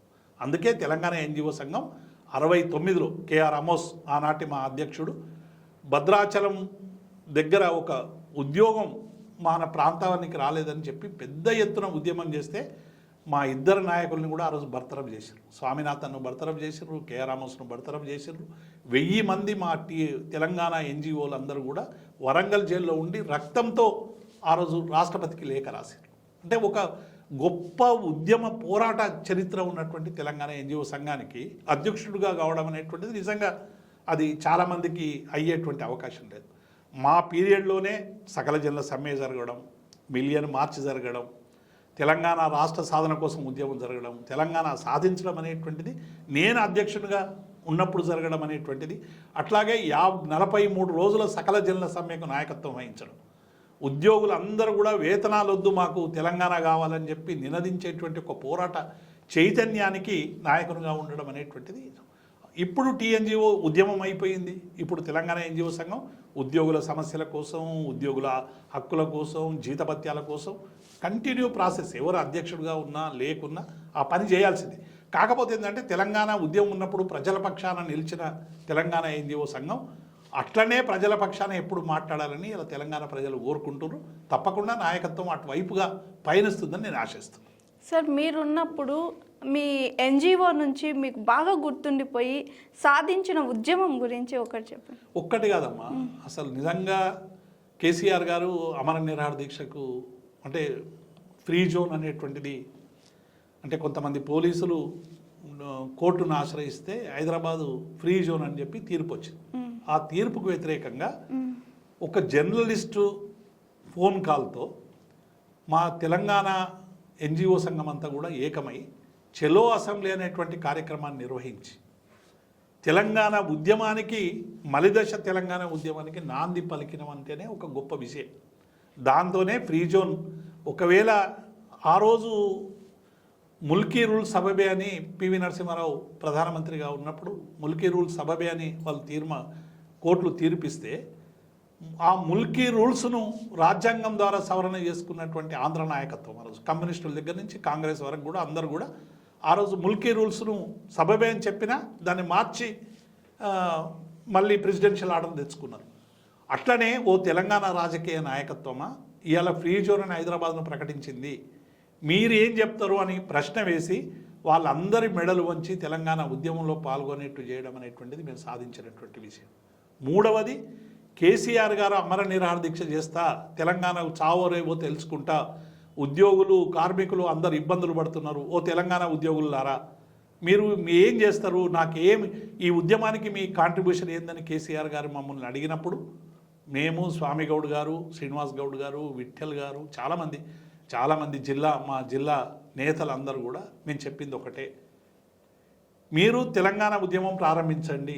69లో తెలంగాణ రాష్ట్రం రావాలనుకున్నాం, అనేక నష్టాలు పోయినాం, మా నాయకులు సస్పెన్షన్ అయినరు, మా సంఘాన్ని బర్తరఫ్ చేసినారు, మా సంఘాన్ని రద్దు చేసినారు, నక్సలైట్ సంస్థలాగా మా సంఘం గుర్తింపును కూడా రద్దు చేసినారు. అయినప్పటికీ కూడా నిటారుగా నిలబడి తెలంగాణ పేరుతో తెలంగాణ అస్తిత్వంతో మేము ఇంతకాలం మా ప్రయత్నం మేము కొనసాగించినాం. మీరు పోరాడండి, తెలంగాణ జెండా రెపరెపలాడే వరకు మేము వెంట ఉంటామని కేసీఆర్ గారికి మాట ఇచ్చినాం. తెలంగాణ బిల్లు పాస్ అయ్యేంత వరకు, తెలంగాణ రాష్ట్రం ఏర్పడేంత వరకు కేసీఆర్తో నిలబడి, కేసీఆర్తో కలిసి తెలంగాణ జేఏసీలో ఉండి తెలంగాణ సాధించడమే తెలంగాణ ఎన్జిఓల ఉద్యమ విజయం అనేటువంటి విషయాన్ని నేను ఈ సందర్భంగా, ఇవన్నీ కూడా మరిచిపోని చిత్రాలు. అనేక మంది ఉద్యోగులు, మా 4వ తరగతి ఉద్యోగులు అయితే ఎక్కడైనా 4వ తరగతి ఉద్యోగులకు ఫస్ట్ జీతం రాకుంటే పాలోళ్ళు అడుగుతారు, పెరుగుళ్ళు అడుగుతారు, ఇంటోళ్ళు అడుగుతారు. మేము అడిగినాం మా 4వ తరగతి ఉద్యోగుల్ని ఆ రోజు. ఈ 4వ తరగతి ఉద్యోగాలు అంటే క్లాస్ 4 అటెండర్లు, కింది స్థాయి ఉద్యోగులమ్మా, నెలకు తక్కువ వేతనాలు ఉండేవి. వాళ్ళని మేము అడిగినాం, మా కాంట్రాక్ట్ ఉద్యోగులు, అవుట్ సోర్సింగ్ ఉద్యోగులు అందరినీ కూడా అడిగినాం, మీరు మళ్ళీ మా ఉద్యమంలో ఉన్నారు కదా, మేమంటే పర్మనెంట్ ఉద్యోగులం, మాకు వేతనం రాకున్నా అంతో ఇంతో అక్కడో ఇక్కడో అప్పు తెచ్చుకునేటువంటి శక్తి మాకు ఉంటుంది, మీకు కష్టం కదా 4వ తరగతి ఉద్యోగులకు, మరి మీకు జీతం ఇప్పి అన్యాయమైన ప్రభుత్వం దగ్గరికి పోయింటే మా 4వ తరగతి ఉద్యోగులు, మా అవుట్సోర్సింగ్ ఉద్యోగులు, మా కాంట్రాక్ట్ ఉద్యోగులు మాతో చెప్పింది ఏంటంటే, సార్ ఈ ప్రభుత్వానికి మీరు అసలు లేఖలే ఇవ్వకండి, పస్తులైతే పండుకుందాం, దసరా పండుగ చేసుకోకున్నా పర్వాలేదు, దీపావళి చేసుకోకున్నా పర్వాలేదు, మనకు తెలంగాణ రావడమే మన లక్ష్యంగా ఉండాలి, తెలంగాణ మన ఆశయం, కాబట్టి మీరు మా గురించి ఆలోచించొద్దని ఆ రోజు కొండంత ధైర్యాన్ని ఇచ్చినటువంటి చిన్న తరగతి ఉద్యోగులు ఎందరో ఉన్నారు. కాబట్టి ఇవన్నీ కూడా తెలంగాణ ఉద్యోగుల సాక్రిఫైసెస్ అనేటువంటిది తెలంగాణ ఉద్యమంలో ఒక మహోన్నతమైనటువంటి చరిత్ర. విద్యార్థులు అట్లే త్యాగాలు చేసినారు, అడ్వకేట్లు త్యాగాలు చేసినారు, లాయర్లు త్యాగాలు చేశారు, అనేక మంది త్యాగాలు చేసినప్పటికీ కూడా పెద్ద ఎత్తున ఒక లక్షలాది ఆర్గనైజ్డ్గా ఉద్యోగుల్ని నడిపించినటువంటి ఒక గొప్ప అనుభవం, గొప్ప చరిత్ర తెలంగాణ ఉద్యమం. ఇంతకంటే తెలంగాణ ఎన్జిఓ సంఘంగా, తెలంగాణ ఉద్యోగులుగా, తర్వాత తెలంగాణ రాష్ట్రం వచ్చినాక మేము కోల్పోయిన వేతనాల్ని మళ్ళీ సాధించుకోవడం కోసం 73% పిఆర్సీ, 43% కేసీఆర్ గారు 42 రోజులు సకల జనుల సమ్మె చేస్తే 42 రోజుల ఫిట్మెంట్ ఇచ్చాడు, ఆ తర్వాత 30%, అంటే 73% పిఆర్సీని సాధించుకున్నాం. ఉద్యోగుల సంబంధించినటువంటి వేతనంలో మార్పు తీసుకొచ్చినాం, జోనల్ సిస్టమ్ను సవరించుకున్నాం, స్థానికులకు ఉద్యోగాలు దక్కేలా కేసీఆర్ గారు చేసినటువంటి వాటిలో మేము భాగస్వామి అయినాం. డెఫినెట్గా పాలకులు ఉద్యోగులంత వరకు సమస్యలు ఉంటాయి, ఇంకా ఇప్పుడు కూడా ఉద్యోగులకు సమస్యలు ఉన్నాయి, ఈ సమస్యల పరిష్కారం నిరంతర ప్రక్రియ. కానీ కేసీఆర్ గారి పరిపాలనలో డెఫినెట్గా ఒక ఫస్ట్కు వేతనం రాలేదని కొంతమంది మా ఉద్యోగులందరూ కూడా మాతో విభేదించారు. కానీ ఆ రోజు ఉన్నటువంటి సంక్షోభ పథకాలు, కరోనా రావడం వల్ల 2019 జూన్ వరకు మేము నెల ఫస్ట్కే వేతనాలు ఇచ్చారు కేసీఆర్ గారు. ఇప్పుడు కాంగ్రెస్ పార్టీ మిగతా వాళ్ళు ఏం చెప్తారు, కేసీఆర్ గారు వచ్చినప్పటి నుంచి ఫస్ట్కు వేతనాలు లేవని దుష్ప్రచారం చేస్తాము. జూన్ 2019 వరకు మేము నెల నెల వేతనాలు ఇచ్చినాము. ఆ తర్వాత కరోనా రావడం వల్ల ఫస్ట్కు వేతనాలు ఇవ్వకుండా 9వ తారీఖు 10వ తారీఖు 8వ తారీఖు ఇచ్చినాం. దీన్ని దృష్టిలో పెట్టుకొని ఉద్యోగులు మా మీద కోపం పెంచుకొని బీఆర్ఎస్కి వ్యతిరేకంగా ఓటేసి ఉండొచ్చు. అది వాళ్ళ హక్కు, మేము కాదనేటువంటి పరిస్థితి లేదు. కానీ ఉద్యోగుల సంక్షేమాన్ని చూసినటువంటి ముఖ్యమంత్రి కేసీఆర్ గారు చిన్న చిన్న ఏమైనా అధికారుల వైఫల్యాల వలన, అధికారుల కొన్ని సమస్యల వలన కొన్ని సమస్యలు పరిష్కరించలేకపోవచ్చు. అంత మాత్రాన మొత్తం ఈ ప్రభుత్వం ఉద్యోగ వ్యతిరేక ప్రభుత్వం అనే ముద్ర వేయడం అనేటువంటిది ఇది కాంగ్రెస్ పార్టీ బీజేపీ చేస్తున్నటువంటి దుష్ప్రచారం తప్ప ఇంకోటి కాదు. సార్ అంటే చాలా మందికి తెలిసేమో టీఎన్జీలో ఎన్ని ఉద్యోగ సంఘాలు ఉంటాయి సార్? టీఎన్జిఓ అనేటువంటిది ఒక మాతృ సంస్థ అమ్మ. దీని కింద చాలా శాఖలు 74, 75 శాఖలు ఉన్నాయి. ఆ శాఖలకు సంబంధించినటువంటి ఉద్యోగులు అందరూ ఉంటారు. రాష్ట్ర వ్యాప్తంగా 3 లక్షల సభ్యత్వం ఉన్నటువంటి సంఘం తెలంగాణ ఎన్జిఓ సంఘం. ఒక 3 లక్షలే కాదు, మొత్తం ఈ రాష్ట్రంలో ఉన్నటువంటి 10 లక్షల ఉపాధ్యాయుల, ఉద్యోగుల, కార్మికుల, అవుట్సోర్సింగ్ కార్మికుల అందరికీ నాయకత్వం వహించి జాయింట్ యాక్షన్ కమిటీ చైర్మన్గా నేను పనిచేసినటువంటి అనుభవం. కాబట్టి టీఎన్జిఓ సంఘానికి సభ్యత్వం తక్కువ ఉన్నప్పటికీ కూడా తెలంగాణ ప్రాంతంలో పనిచేసేటువంటి అన్ని ఉద్యోగ సంఘాలకు నాయకత్వం వహించేటువంటి ఒక స్థాయి రావడం అనేటువంటిది నిజంగా ఒక గౌరవం. కాబట్టి ఆ గౌరవాన్ని టీఎన్జిఓ నిలుపుకుంది, భవిష్యత్తులో కూడా నిలుపుకుంటుందని ఆశిస్తాం. అంటే టీఎన్జిఓలో ఉండాలి అంటే సభ్యత్వం కంపల్సరీ. గవర్నమెంట్ ఉద్యోగ అయి ఉండాలి. ఉద్యోగ అయినటువంటి వాళ్ళు సభ్యత్వం చెల్లించాలి. మొత్తం 33 జిల్లాల్లో శాఖలున్నాయి. ఏ రాజకీయ పార్టీకి కూడా లేనటువంటి కార్యాలయాలు మా టీఎన్జిఓకు ఉన్నాయి. ప్రతి తాలూకా కేంద్రంలో మాకు ఎన్జిఓ భవనాలు ఉన్నాయి. చాలా దగ్గర మాకు ఫంక్షన్ హాల్స్ ఉన్నాయి. అంటే ప్రభుత్వాలతో అప్పుడు అవసరమైనటువంటి ర్యాపో మెయింటైన్ చేయడం కానీ, స్ట్రగుల్స్ చేయడం వల్ల కానీ మొత్తంగా కూడా ప్రతి ఒక రాజకీయ పార్టీకి ఎంత నిర్మాణం ఉంటుందో అంతకంటే డబుల్ నిర్మాణం ఇవాళ తెలంగాణ ఎన్జిఓ సంఘానికి. సభ్యత్వం తీసుకుంటే ఏమేమి యూజ్ ఉంటుంది సార్ ఆ పర్సన్కి? సభ్యత్వం తీసుకున్న పర్సన్ సభ్యత్వం తీసుకున్నటువంటి వాళ్ళందరూ కూడా సంఘంలో సభ్యులు అవుతారు. వాళ్ళ సమస్యల్ని ఎప్పటికప్పుడు పరిష్కరించడానికి అవసరమైనటువంటి రిప్రజెంటేషన్ చేయడానికి వాళ్ళకి హక్కు ఉంటుంది. వాళ్ళకి అవసరమైనటువంటి నిత్యం డిపార్ట్మెంట్ పరంగా ఎదుర్కొనేటువంటి సమస్యల్లో తోడు ఉంటుంది. ఏవైనా ఏ అధికారైనా వేధించినా, ఏ అధికారైనా ఏమైనా చేసినా, ప్రభుత్వం నుండి ఏమైనా సహకారం అందించకున్నా ఆ ఉద్యోగికి అందించేటువంటి ఏర్పాటు సంఘం చేస్తుంది. సంఘం అంటేనే 10 మంది సమస్యలు పరిష్కరించడం, 10 మంది కష్టాల్లో కన్నీళ్ళు తోడు ఉండడం. సంఘం అంటేనే అది. అదే పని తెలంగాణ ఎన్జిఓ సంఘం చేస్తుంది. ఓకే సార్, అయితే ఇంకొకటి కూడా విన్నాను, మీరు కేసీఆర్ గారు మీకు ఎమ్మెల్సీ సీట్ ఇస్తే మోహాని నేను గెలవను అని చెప్పి అన్నట్టు విన్నాను సార్. ఇది ఎంతవరకు కరెక్ట్? అసలు ఆ స్టోరీ ఏంటి సార్?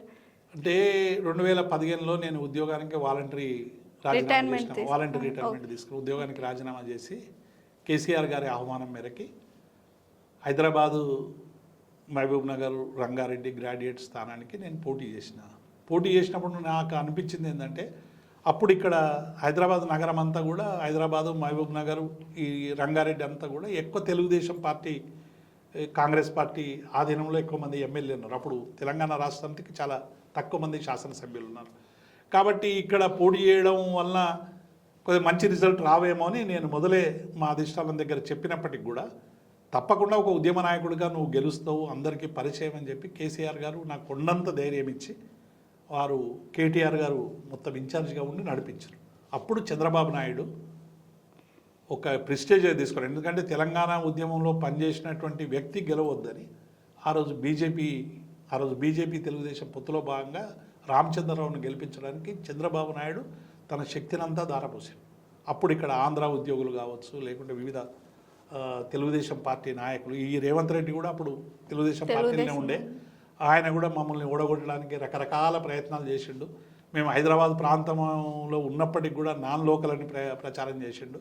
రకరకాల ప్రయత్నాలు ప్రచారం చేసి ఒక 5,000 ఓట్లతో వాళ్ళు నెగ్గారు. కాబట్టి గెలుపు ఓటములు అనేటువంటి సహజం. ఒక పార్టీ అవకాశం ఇచ్చింది, పోటీ చేసినాం.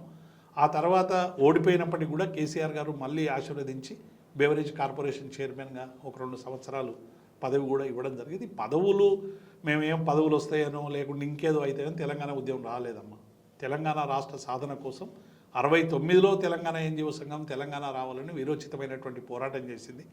ఆ పోరాట వారసులుగా తెలంగాణ రావడానికి అవసరమైనటువంటి నిర్మాణం చేయాలని మేము తెలంగాణ ఉద్యమంలోకి అనివార్యంగా వచ్చినాం. రాజకీయాలు అనేటువంటివి ఉద్యమంలో వచ్చిన తర్వాత అంటుకునేవి తప్ప అంతకుముందు మాకు రాజకీయాలు లేవు. కాబట్టి బీఆర్ఎస్ పార్టీ ఒక అద్భుతమైనటువంటి ఇంటి పార్టీ. కేసీఆర్ గారు లాంటి నాయకుని వల్ల తెలంగాణ అభివృద్ధి జరుగుతుంది, దేశం బాగుపడుతుంది, రాష్ట్రం బాగుపడుతుందని ఒక విశాల నమ్మకంతో మేము బీఆర్ఎస్లో కొనసాగుతాం. అయితే ఇప్పుడు మొన్న అసెంబ్లీ ఎలక్షన్స్లో కూడా కొంతమంది బీఆర్ఎస్ నుంచే గెలిచి ఇప్పుడు కాంగ్రెస్లోకి కూడా వెళ్ళిపోయారు. ఎందుకని? మళ్ళీ తట్టు వాళ్ళు అక్కడికి వెళ్ళినాక అది కుటుంబ పాలన పార్టీ, తెలంగాణ పార్టీ కాదు. అదేమో కేసీఆర్ గారు ప్రజల్లో నుండి గెలిచిండు. మా కేటీఆర్ గారు సిరిసిల్లలో అద్భుతమైనటువంటి, సిరిసిల్ల ఒకప్పుడు కల్లోలిత ప్రాంతంగా ఉంటే ఇవాళ మొత్తం ఆ కల్లోలిత ప్రాంతం అనేటువంటి మాట లేకుండా ఒక సంక్షేమ సిరిసిల్లగా మార్చి, గతంలో ఉరిసిల్ల అని అందరూ చేనేత కార్మికులందరూ కూడా ఉరి వేసుకొని చనిపోయేటువంటి స్థితి నుంచి ఇలా అద్భుతమైనటువంటి సిరిసిల్లగా మార్చిన కేటీఆర్ గారు అనేక సందర్భాల్లో గెలిచి, హరీష్ రావు గారు ఒక అద్భుతమైనటువంటి ప్రజానాయకుడు, నిరంతరం ప్రజల్లో ఉండే నాయకుడు, ప్రజల్లో నాలుకలాగా ఉండి ప్రజల సమస్యల్ని మనం 24 గంటలు అంబులెన్స్ ఎట్లా అవైలబుల్ ఉంటుందో మా హరీష్ రావు గారు ఎట్లా అవైలబుల్ ఉంటుంది. కవిత గారు పార్లమెంటు గెలిచారు. ఈ కుటుంబం అయినప్పటికీ కూడా కుటుంబంలో ఉన్నటువంటి సభ్యులందరూ కూడా తెలంగాణ ఉద్యమంలో పాల్గొన్నారు. కవిత గారు జాగృతి స్థాపించి బతుకమ్మ ఉద్యమాన్ని నడిపి తెలంగాణ అస్తిత్వాన్ని నడిపి, హరీష్ రావు గారు, కేటీఆర్ గారు అందరూ తెలంగాణ ఉద్యమంలో మాతో పాటు రైలు రోకోల్లో ఉన్నారు, మిలియన్ మార్చులు ఉన్నారు, అన్నిట్లో ఉన్నారు. కానీ ఇవాళ కాంగ్రెస్ పార్టీ మమ్మల్ని కుటుంబ పార్టీ అంటది. వాళ్ళు మాత్రం జవహర్లాల్ నెహ్రూ, ఇందిరాగాంధీ, రాహుల్ గాంధీ, రాజీవ్ గాంధీ, ప్రియాంక గాంధీ, ఇవాళ ఆ తర్వాత అంటే మొత్తం ఈ దేశానికి ఒకే కుటుంబం కదా, ఇంకేమైనా ఉందా? ఉద్యమంలో ఉన్నప్పుడు ఉద్యమంలో పాల్గొన్నటువంటి వాళ్ళందరూ కుటుంబంలే. మేమందరం కేసీఆర్ కుటుంబమే. అట్లాంటి మేమందరం ఉద్యమంలో పాల్గొన్నటువంటి వాళ్ళమే. కాబట్టి కేవలం ఒక ముద్రేసి దీన్ని కుటుంబ పార్టీ అని చెప్పడం తప్ప నిజానికి వాళ్ళు ఇంకా వేరే అనడానికి లేదు కదా. అందుకే ఇది కుటుంబ పార్టీ అని చెప్పి రకరకాలుగా ఒక రాజకీయ పార్టీ అన్నప్పుడు డెఫినెట్గా ఆ రాజకీయ పార్టీని ఓడించడానికి అనేక రకాల ప్రయత్నాలు చేస్తారు. ఆ ప్రయత్నాల్లో భాగమే ఆరోపణలు తప్ప అందులో వాస్తవం లేదు. అయితే మీ మాటలోని కవిత గారి పేరు వచ్చింది. లిక్కర్ స్కామ్లో అరెస్ట్ అయ్యారు. బట్ ఆమెకు బెయిల్ రాకుండా అంటే అడ్డుపడుతున్నారా? ఎట్లా చూడొచ్చు సార్ రాకుండా నిజంగానే? ఒకటమ్మా, ఇప్పుడు లిక్కర్ పాలసీ అనేటువంటిది ఆ ప్రభుత్వం తీసుకున్నటువంటి నిర్ణయం. ఇది పాలసీ, ఒక విధానం తీసుకున్నది తప్ప విధానానికి సంబంధించిన విధానం ఏ ప్రభుత్వమైనా ఒక అధికారంలోకి వచ్చినప్పుడు ప్రజల ఆశీర్వాదంతో అనేక విధానాలు తీసుకుంటుంది. ఆ విధానమే తప్పని చెప్పి ఇలా కేసు పెట్టి రకరకాలుగా వేధించేటువంటి ప్రయత్నం చేస్తూ ఉన్నాం. అంటే బీజేపీ పక్కన ఉంటేనేమో నజరానా, లేకుంటే శిక్ష వేసేటువంటి జుర్మానా అనేటువంటి పద్ధతులు ఇలా బీజేపీ నచ్చితే నజరానా లేకుంటే జుర్మానా, ఈ 2 పద్ధతులు పాటిస్తూ ఉన్నది. ఇలా మమ్మల్ని వేధించడానికి, బీఆర్ఎస్ పార్టీని లేకుండా చేయడానికి, కేసీఆర్ మనోనిబ్బరం దెబ్బతీయడానికి, ఒక పార్లమెంట్ ఎన్నికల ముందు కవిత గారి ప్రచారాన్ని ఆపుకోవడానికి చేస్తున్నటువంటి ₹1 మనీ లాండరింగ్ కూడా ఇప్పటివరకు కవిత కేసులో దొరకలేదు. ఆమె ఒక ధీరవనితగా ఎన్నిసార్లు పిలిచినా న్యాయ వ్యవస్థ దగ్గరికి పోయింది. అలా జైల్లో ఉన్నప్పటికీ కూడా నేను నిరపరాధిగా బయటకు వస్తా అని చెప్పి బాటంగా చెప్తున్నటువంటి మహిళ. కాబట్టి ఇవన్నీ కూడా ముఖ్యమంత్రిని కూడా జైల్లోకి వేసి మొన్న బెయిల్ మీద వచ్చినట్టు. అంటే ఈ 2 పార్టీలను కూడా, అటు కేజ్రీవాల్ ఇటు కేసీఆర్, ఇద్దరిని తుదముట్టించాలని రాజకీయంగా చేస్తున్నటువంటి ప్రయత్నంలో భాగమే ఈ లిక్కర్ కేసు తప్ప కోర్టుగా. సార్, మీరు టీఎన్జీఓ అధ్యక్షులుగా ఉన్నప్పుడు బండి సంజయ్ గారు ఉద్యోగులకు క్షమాపణ చెప్పాలని ఒక చిన్న సైజు ఉద్యమమే తీసుకొచ్చారు. ఎందుకని సార్? ఇప్పుడు బండి సంజయ్ గారు ఏంటంటే అప్పుడు ఆయన ప్రతిపక్ష నాయకుడిగా ఉన్నాడు కదా. టీఆర్ఎస్ పార్టీకి సంబంధించి అంటే టీఎన్జిఓలు, టీజీఓలు అందరూ ప్రభుత్వం ఏం చెప్పినా ఏం అడుగుతలేరు, ఏం చేస్తలేరు అనేటువంటి పద్ధతిలో వాళ్ళు మా మీద రాజకీయపరమైన దాడి చేస్తే దానికి మేము ధీటుగా జవాబు చెప్పినాం బండి సంజయ్ గారికి. ఆ తర్వాత ఆయన రాజకీయ పార్టీగా ఆయన చేసే విమర్శలు మా మీద చేసిండు, క్షమాపణ. మేము బండి సంజయ్ని క్షమాపణ చెప్పాలన్నాం. ఉద్యోగుల్ని తూలనాడుతూ అది ఆయన విచక్షతకే వదిలేసినాం. ఎందుకంటే పార్టీకి అధ్యక్షుడు, ఆయన మాట్లాడే మాటలు ఎట్లా ఉండాలంటే అన్ని వర్గాలని క్యారీ చేసే పద్ధతిలో ఉండాలి తప్ప తెలంగాణ ఉద్యోగుల్ని తూలనాడేటువంటి ప్రయత్నం చేస్తే దాన్ని మేము తిప్పికొట్టాం. అనేక సందర్భాల్లో ప్రెస్ మీట్లు పెట్టినాం, ఆయనకు వ్యతిరేకంగా ధర్నాలు చేసినాం. ఇక అప్పటి నుంచి ఏదో కాస్త వెనక్కి తగ్గినట్టు అనిపించింది. సార్ మీరు చాలా ఉద్యమాలు చూస్తుంటారు, చాలామంది ఉద్యోగుల్లో వాళ్ళ ఇంట్లో ఉన్న పరిస్థితులు ఇవన్నీ మీ దాకా వచ్చుంటాయి. బట్ మీకు బాగా ఎప్పటికీ మైండ్లో ఒక చిన్న పెయిన్ అనిపించే సన్నివేశం ఏమైనా ఉందా సార్? చాలా పెయిన్ సన్నివేశాలు ఉన్నాయి. తెలంగాణలో తెలంగాణ రాష్ట్ర ఉద్యమం కోసం పిల్లలందరూ కూడా చనిపోతూ ఉన్నారు. 180 కిలోమీటర్ల వేగంతో పరిగెత్తున్నటువంటి రైలు కూడా అడ్డం పోయి ఒక అమ్మాయి చనిపోయి, ఆదిరెడ్డి అక్కడ ఉరేసుకొని చనిపోయాడు. ఇట్లా మనం రోజు చూస్తూ ఉంటే మా శ్రీకాంతాచారి చనిపోయినాక ఆయన పూర్తిగా కాలిపోయి నేను హాస్పిటల్కి పోయి పలకరిస్తే అన్నా తెలంగాణ తీసుకురావాలని చేతులేపి మాకు సెల్యూట్ చేయాలి. అంటే చనిపోతున్నప్పటికి కూడా తెలంగాణ తీసుకురావాలనేటువంటి ఆకాంక్ష ఉన్నటువంటి అనేక మంది పిల్లలు చనిపోతూ ఉంటే మేము అప్పుడు ఉన్నటువంటి కిరణ్ కుమార్ రెడ్డి ప్రభుత్వానికి ఒక లేఖ ఇచ్చినాం టీఎన్జిఓ అధ్యక్షునిగా. సార్ మేము ఒక 2 రోజుల వేతనం మా చనిపోయినటువంటి అమరవీరులకు ఇస్తాం, ఓ జీవో ఇవ్వండి, మా నెల 2 కట్ చేసుకొని మేము ఆ కుటుంబాలను ఆదుకోండి, సిఎస్ను కమిటీ చీఫ్గా పెట్టుకొని ఇస్తే ఈ ప్రాంతీయ ఉద్యమాల్లో చనిపోయినటువంటి వారిని మేము గుర్తించమని అన్నప్పుడు మాకు చాలా బాధేసినాం. ఎందుకంటే బంగ్లాదేశ్లో సైన్యం అయితే మేము ఒకరోజు వేతనం ఇచ్చినాం, అస్సాంలో వరదలు వస్తే ఒకరోజు వేతనం ఇచ్చినాం, కోస్తాలో కొబ్బరి చెట్లు కూలిపోతే ఒకరోజు వేతనం ఇచ్చినాం, ఇంకెక్కడనో జరిగితే మేము మొత్తం ఉద్యోగులమందరం కూడా వేతనం ఇవ్వడం అనేటువంటిది ఒక సర్వసాధారణం అయిపోయింది. అంటే ఇతర రాష్ట్రాల్లో ఉన్నటువంటి ప్రజల్ని ఆదుకోవడానికి మేము వేతనం ఇస్తేనేమో ప్రభుత్వాలు ఆక్షేపించలేదు, కానీ స్వరాష్ట్ర సాధన ఉద్యమం కోసం మన కళ్ళ ముందే రాలిపోతున్నటువంటి అమరవీరులకు సాయం చేద్దామంటే ఈ ప్రభుత్వం కనకరించలేదు అనేటువంటి ఒక పేరు ఇప్పటికీ కొనసాగుతుంటుందమ్మా.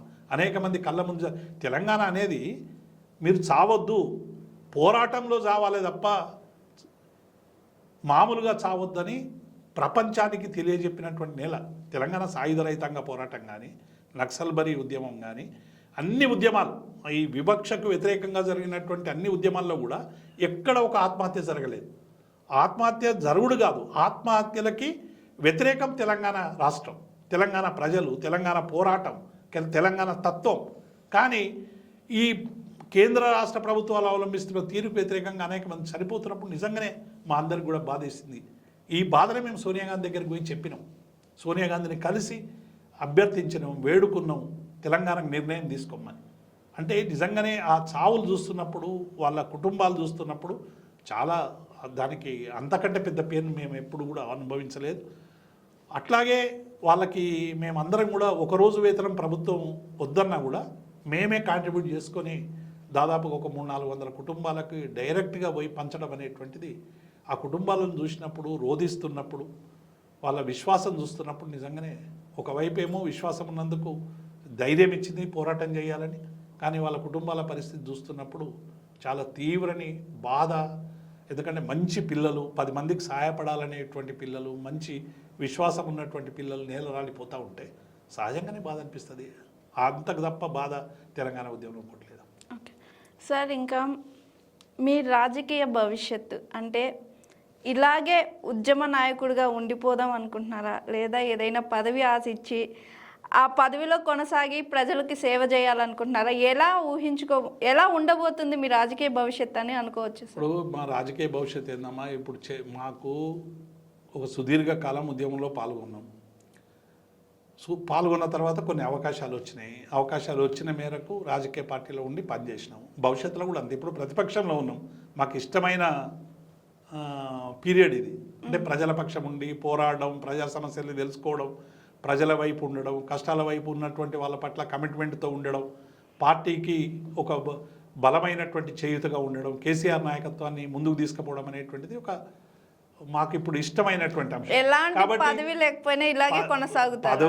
మాకు పదవులు ఇన్నేళ్ళమ్మా, 50 ఏళ్ళు, 30, 40 ఏళ్ళు ఏ పదవులు లేకుండా తెలంగాణ ప్రజల ఆకాంక్షల కోసం, తెలంగాణ ఉద్యోగుల ఆకాంక్షల కోసం అనేక సామాజిక ఉద్యమాల్లో పనిచేసినటువంటి వాళ్ళం. ఈ వచ్చే 10-15 ఏళ్ళు మేము ఉండేటువంటి జీవితకాలంలో పదవులు ఉంటేంది లేకుంటేంది, కానీ డెఫినెట్గా పదవులు వాటంతట అవే వస్తాయి. మనం ఏమి వాటి గురించి ఏదో వెంపర్లాడాల్సినటువంటి అవసరం లేదు. పదవి ఉన్నా లేకున్నా, ప్రతిపక్షంలో ఉన్నా పాలకపక్షంలో ఉన్నా ప్రజల కోసం పనిచేయడం అనేటువంటిది ఇష్టం కాబట్టే ఈ రాజకీయాల్లో కొనసాగుతాం. Okay, last question sir, BRS ప్రభుత్వం మీద వచ్చే రూమర్స్కి ప్రజలకి మీరు ఏం ఆన్సర్ ఇస్తారు? నేను తెలంగాణ ప్రజలకు అందరికి చేసే విజ్ఞప్తి ఏంటంటే, 2014కు ముందున్నటువంటి పరిస్థితి మళ్ళీ తెలంగాణలో మొదలయ్యింది. 2014కు ముందు రైతుల పరిస్థితి ఏముందో మళ్ళీ రైతాంగం అదే పరిస్థితి ఎదుర్కోబోయేటువంటి గడ్డు కాలం వస్తూ ఉంది. మళ్ళీ పన్నులేసేటువంటి కాలం మొదలైంది. ప్రజల పాలన అని చెప్పినటువంటి రేవంత్ రెడ్డి ప్రభుత్వం పన్నుల ప్రభుత్వంగా మారేటువంటి స్థితి కనబడతా ఉంది. ఇచ్చిన హామీలన్నీ ఉల్లంఘించేటువంటి ప్రయత్నం చేయబోతూ ఉంది. అంతో ఇంతో ఇచ్చిన కేసీఆర్ సంక్షేమాన్ని కనుమరుగు చేసేటువంటి ప్రయత్నం చేస్తూ ఉంది. కాబట్టి రైతులు ఎవ్వరు కూడా ఐదార్యపడొద్దు, రాజీ లేని పోరాటం చేయాలి, ప్రభుత్వంని మెడదలు వంచాలి, సమస్యల్ని సాధించుకోవాలి. మీకు ఎప్పుడు బీఆర్ఎస్ అండగా ఉంటుందనేటువంటి విషయాన్ని గుర్తుంచుకోవాలని నేను విజ్ఞప్తి చేస్తా ఉన్నాను. సార్ చాలా థ్యాంక్ యూ సార్. మీరు చాలా ఇన్ఫర్మేషన్ బీఆర్ఎస్ పార్టీ గురించి తెలంగాణ ప్రజలకు తెలియజేసిన దానికి ధన్యవాదాలు sir. Thank you so much. Hi, this is Swathi. Like చేయండి, షేర్ చేయండి, కమెంట్ చేయండి అండ్ సబ్స్క్రైబ్ చేయండి GRTV. Hi, this is Monica. Please like, share and subscribe GRTV.